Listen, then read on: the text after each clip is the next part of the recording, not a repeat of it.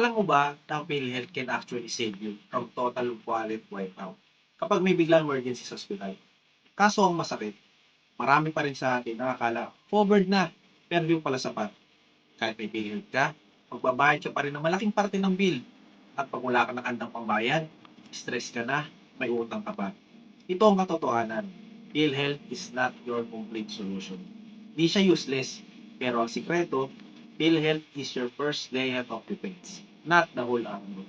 Sa 3-layer shield strategy, naturo ko kung paano gamitin ng tama ang PhilHealth bilang layer number 1, ang ating basic shield. Cover nito ang room and board, some surgeries, certain illnesses, pero may limit. Kaya, kailangan ng layer number 2 at layer number 3 para fully protected ka. Gusto mong malaman kung paano masusulit ang PhilHealth mo at buuin ang 3-layer shield mo? Follow me and let's protect your health and wallet the simple way.